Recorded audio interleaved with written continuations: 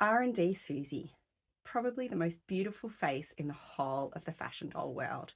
This year, 2023, marks the 20-year anniversary of Susie's debut. In 2003, fashion design team from Taiwan, Rudy Tarul and David Wu, introduced Susie to the world at the Fashion Doll Makeover Convention in Dallas, Texas. They only took a few dolls over there, but the reception that they received was so warm that they immediately started on the 4 releases that would come out that year. One of those was this doll here. Her name is China Girl. This is the gold version, redhead gold version, who was released in a limited edition of only 100, and I feel really lucky to have her. There were 4 dolls in total that came out that year, and all of the Susie releases to come are released in quite small quantities, often only 2 or 3 or 400 releases. They were fairly reasonably priced and were real forerunners in the fashion doll world for many ways, in particular their articulation. These are roughly 11-inch fashion dolls, a tiny bit shorter than Barbie, similar to Barbie Silkstone, and can share many clothes. She's also very, very close in size to the Momoko doll and the Takara Jenny doll. Her articulation is really high level and fantastic. She even has articulated ankles, which is not so common in the fashion doll world. And for a doll from 2003, that was really impressive. The other thing that makes Susie unique is the outfits and the designs that she came in. She really highlights exotic, authentic costumes from around the world, as well as an amazing range of fantasy styles that really give her a unique edge. Rudy and David's concept for Susie was simple. She was a 21-year-old aspiring fashion designer attending the San Francisco School of Design and working part-time as a fashion model. This gave Susie an amazing amount of scope because she could travel to all different locations around the world for her fashion model shoots and highlight fashions from different parts of the world. But as a fashion designer, she could also be inspired by all of the things that she loved and saw and create fashions that were more unique, more out there. And that's where we get that fantasy spin that Susie takes on. Susie's incredible fashions and also her real versatility make her highly memorable and collectible in the doll world. But the thing for doll collectors that I think really makes her stand out is her unique and beautiful face. It gives her an aura of innocence and style at the same time. She's designed to be a multi-ethnic fashion doll from a Chinese American father and a Spanish American mother. And you can really see when you look at her face that she captures that aura, and it allows her to bring out the best in so many different styles and capture the hearts of so many viewers. In 2003, shortly after Susie's debut at the International Fashion Doll Makeover Convention, the Premiere Collection was released. You can see several of the dolls from that collection in front of you. The first and most well-known was China Girl. I've already shown you the redhead gold version, but there were also 2 other versions of that doll. The most common release was the black dress and blonde hair. But there's also an even more limited edition version of this with black hair, who I've never seen in person, unfortunately. Each doll had its own special story, and the story of China Girl was that this outfit was actually designed by Susie herself at her design school, where she was highlighting her Asian American heritage. One version was meant to be her competition outfit, while the other one was the outfit that she wore to the premiere. Secondly, we have Tokyo Trendy, who has amazing red hair and a fabulous outfit that highlights Japanese trends towards cyber. The last doll I own from that collection is San Francisco Days, with a really fun take on a cool weather outfit that has a lot of fabulous features. I also like that she's wearing pants and highlighting the fact that not all girl dolls have to be dressed in a very feminine way. One thing I've always admired about Susie is the beautiful boxes that they come in, especially the early collections that were released. I am normally a person who unboxes every doll I receive, but I just love these beautiful boxes, so I've chosen to keep some of them never removed from box, not for value, but because I think they make such beautiful display pieces. In 2004, the Next Wave collection was released, once again highlighting fashionable capitals from around the world. This doll here, she's a mix of a doll and a different outfit, both from that wave. The doll herself is Beijing Rocks, and you can see from her styling that she's really highlighting that more classic Chinese appearance. And she is wearing a partial outfit from Milan Chic, which was from the same era. I feel like the black really goes with her hair. Another very popular Susie series that once again carried on with these beautiful display boxes that are so great to keep the dolls in was the Pop series. This series took a spin on retro fashions from around the world and included Piccadilly Dally, Comme ça du Mal, and also modern punk. Unfortunately, I don't have her original outfit, but I do love the wonderful streak in her hair, and I have her here dressed in a Barbie fashion. Due to my interest in fantasy and historic dolls, one of my favourite collections to see and to have is the Fantasia Collection. So I've worked hard to try to find every doll from this series. Here we have Athiana, Warrior Huntress, Liquid Azure, Fierce Crusader, Oasis Thief, and Cyber Indigo. I love that these dolls have, well, some of them at least, have some fantasy hair colours. You've also got quite unique tattoo styles on many of the dolls. This series also came with sculpted resin pieces that accessorized them. Some of those are removable and some of them aren't. For example, these dolls have shoes that are sculpted onto their feet. This is a part of the dolls that over time has degraded a little more than others, and unfortunately some of those pieces have crumbled and aren't wearable, but they're still a super fun collection. And I find that I can just leave off the pieces that have broken with time and still enjoy the dolls for what they are.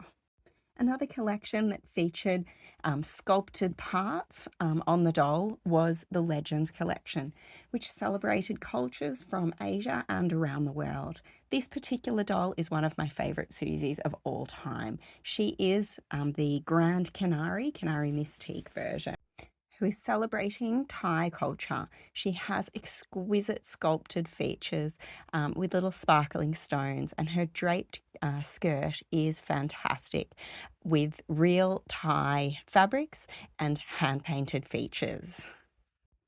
R&D produced several special dolls for events and collaborated with some fantastic artists. This Susie here is called Chicago Blues. She was a collaboration with Bear Brick and came with her own little customized bear. In the middle is S. Kaza in a special pink edition that was produced for the IFDC convention. Another IFDC convention doll, this one from 2007, was a collaboration with Randall Craig. She's one of my newest acquisitions, and thought she was really special because she's one of the few Susies who comes with a tanned skin tone. When Rudy and David designed Susie, as well as the beautiful face that would capture the hearts of doll fans, they wanted a doll who was versatile, great to pose, great to redress. And this is the doll they came up with.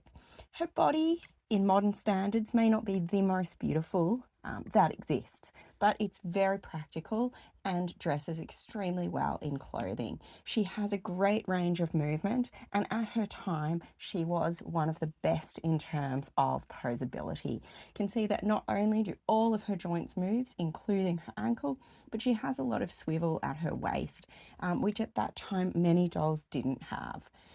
She is also very redressable. Beside the Susie showing her body here, you can see a couple of my examples who have dressed in clothing that is not original to Susie.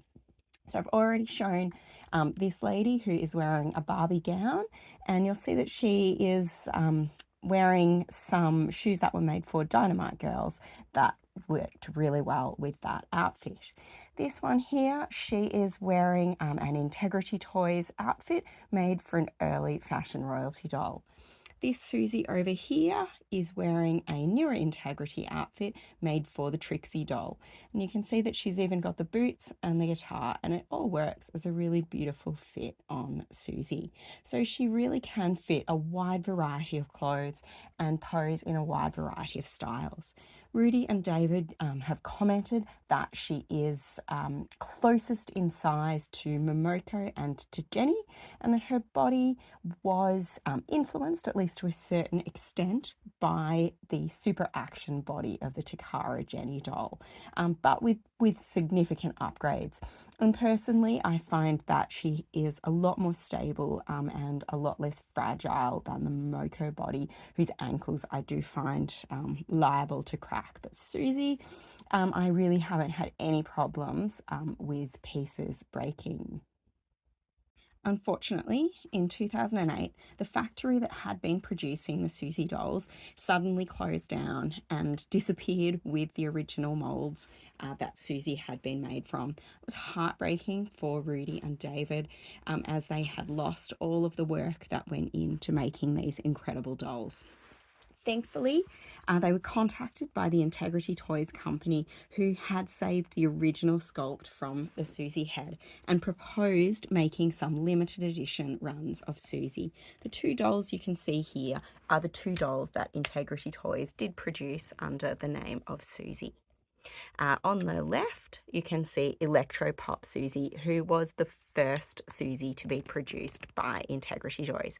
She does have her original outfit here. She was new in her box when I got her, and I did find that the hat had leaked some colour onto her head and onto her forehead, but thankfully I was able to get the stain off her skin. But if you are somebody who's looking for that doll, just keep in mind that if she's new in her box, the hat can cause staining.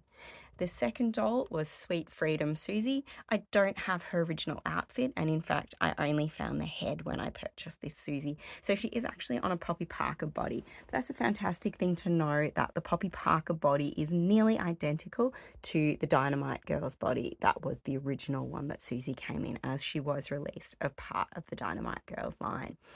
Those bodies are also very, very similar to the FR Nippon body, so all of those dolls can pretty much share clothing. This one, she is wearing an original outfit from the Poppy Parker line. I also really liked that the Integrity Toys Poppy came in another fantastic box that is really great for display. So I have kept that Electro Pop Susie box that came with the Dynamite Girls line. As again, although I did want to debox that Susie, I really felt that that box was really cool, and she could go back in there to display if wanted. Only two Susies were released by Integrity Toys, as working with such a big company did prove to have its own challenges. But more recently, Susie has again partnered with a new company, which is the JHD company, who produces the Mizi dolls. And here you can see two of the Susie releases that have come out so far, produced by JHD.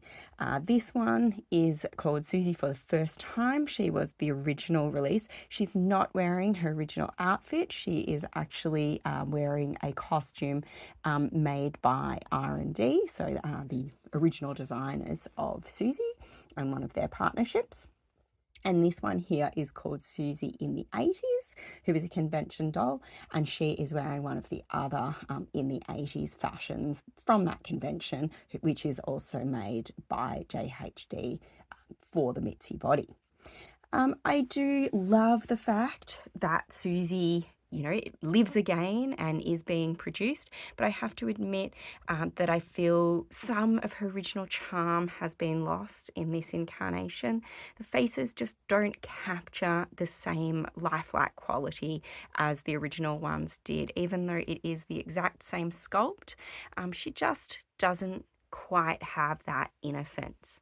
I also, maybe just a little qualm, but the Mitzi doll is so tall, and if you compare her with the original Susie, this one, the Susie stand, is quite a lot thicker, so she is actually standing up higher than the Mitzi doll, but you can see that there is a huge difference in height, and I just feel, again, it loses a bit of the realism that I loved so much about the Susie doll to give her that exaggerated model body. But nonetheless, it is fantastic that there are more Susies coming and that that sculpt has been revived. And it really speaks for how much collectors, not just myself, have been drawn to that beautiful face and that original sculpt. This year, 2023, to mark the 20-year anniversary of Susie, there has been another mainline Mitzi release, but there has also been three, and I've got two of them here, but there were in total three very special releases sold directly by R&D. They were limited to only 5 dolls each. I got one of each of two of the dolls, and you can see them here beside the original Susie. I just love, so they've got very customized, unique boxes, obviously customized from other boxes. This one is the same as the Mitzi in the 80 boxes that came out, but has been customized with the 20th anniversary logo.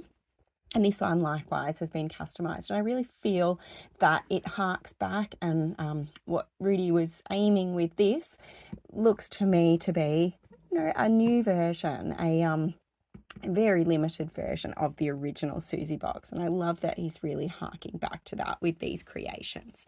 These dolls, this one is made on an FR Nippon body, while this one here has the Mitzi body.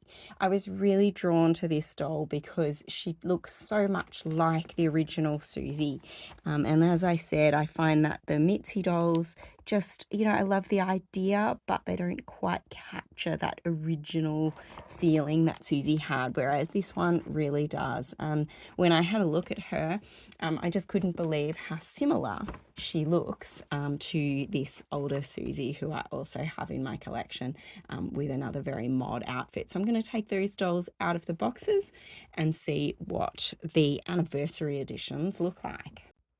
Both dolls come with a JHD Mitzi stand, and they do both have the same face sculpt, but really that is where the similarities end. You can see that the doll on the left has that really high glamour feel and the more cartoony face painting that comes with the JHD dolls, while the doll on the right really harks back to the original Susie styling. She does come with the body and also accessories that have a feel of Integrity Toys, but actually her face looks so much like the original Susie as opposed to even the Integrity Toys version, that it really just, makes me feel warm inside to see how much like that original doll she looks.